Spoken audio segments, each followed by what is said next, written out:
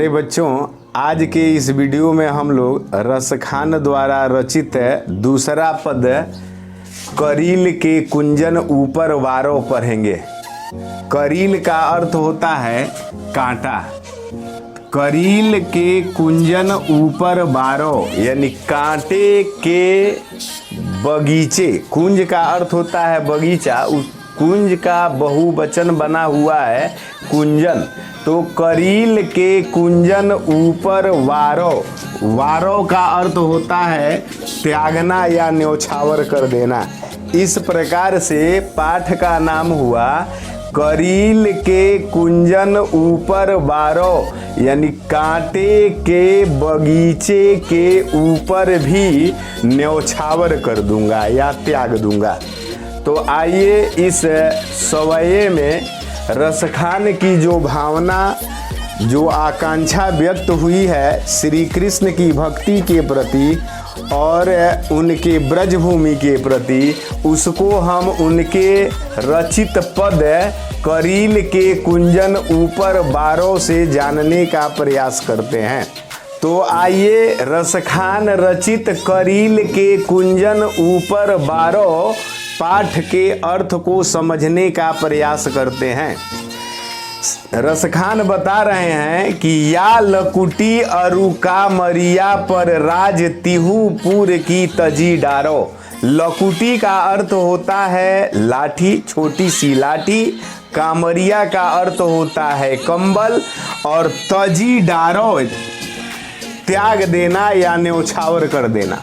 इस प्रकार से रसखान बता रहे हैं कि छोटी सी लाठी और कंबल जिसका प्रयोग श्री कृष्ण किया करते थे, अगर रसखान को वह मिल जाए तो उस छोटी सी लाठी और कंबल के लिए वे तीनों लोकों के राज्य का त्याग कर देंगे। वे बताते हैं कि जीवन में कभी भी यदि रसखान को श्री कृष्ण की वह छोटी सी लाठी और कंबल मिल जाए जिसे वे लेकर नंद बाबा की गाय को चराया करते थे, तो वे कहते हैं कि मैं तीनों लोक के राज्य का त्याग कर दूंगा और उस छोटी सी लाठी और कंबल को ही अपनाऊंगा। आगे बताते हैं, आठहु सीधी नौ निधि को सुख। आठहु प्रकार की सीधियां और नौ प्रकार की निधियों से जिस सुख की प्राप्ति होती है, उस सुख का भी त्याग करने की बात रसखान करते हैं।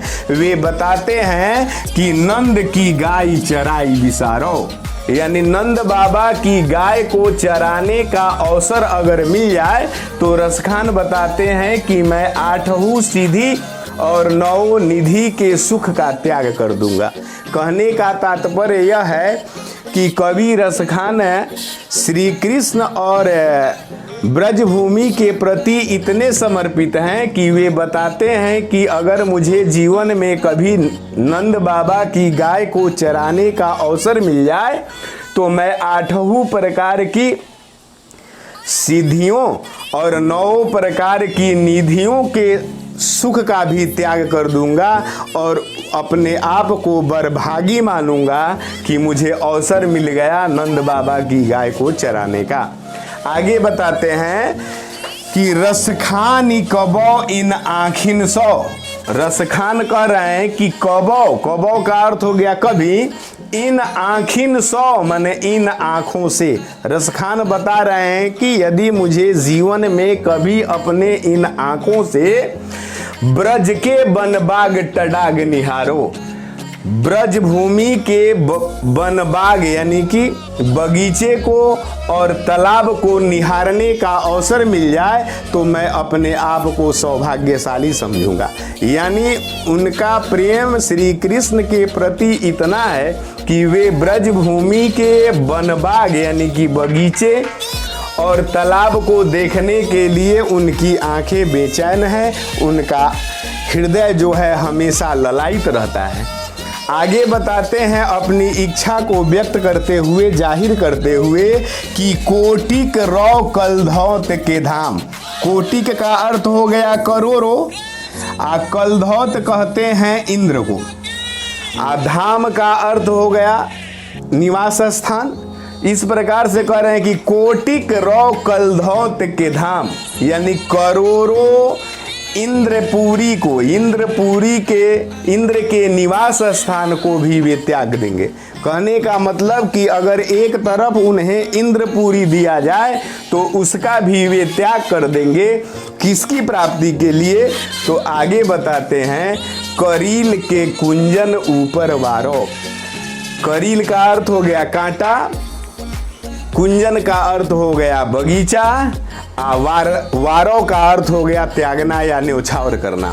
तो वे बताते हैं कि करोड़ों सोने चांदी के बने हुए इंद्रपुरी के धाम का भी मैं त्याग कर दूंगा अगर मुझे जीवन में कभी ब्रजभूमि के बगीचे और तालाब को निहारने का अवसर मिल जाए।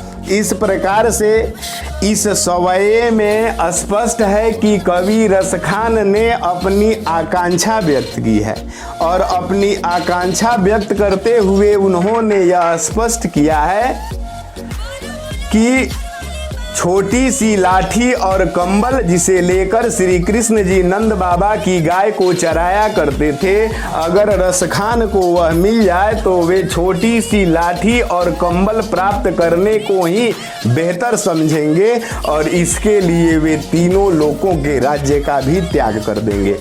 आगे बताते हैं कि आठवीं सीधी नौ निधि को सुख नंद की गाय चराई विचारो।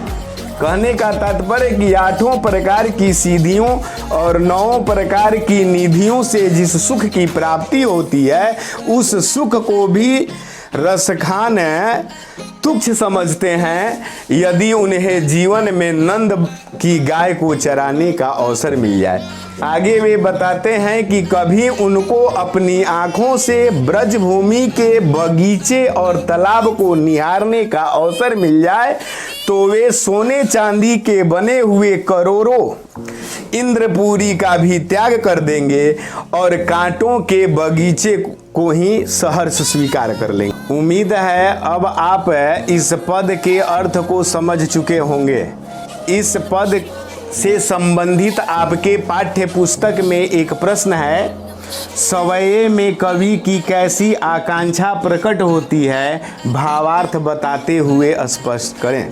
आप लिखेंगे कि प्रस्तुत सवये में कवि रसखान का श्री कृष्ण और ब्रजभूमि के प्रति अपना सर्वस्व न्योछावर कर देने की भावमयी रसिकता मुखरित हुई है। रसखान बताते हैं कि उन्हें यदि छोटी सी लाठी और कंबल मिल जाए तो वे तीनों लोकों के राज्य का त्याग कर देंगे। कहने का मतलब यह हुआ कि तीनों लोकों का राज्य श्री कृष्ण की छोटी सी लाठी और कंबल के आगे महत्वहीन है।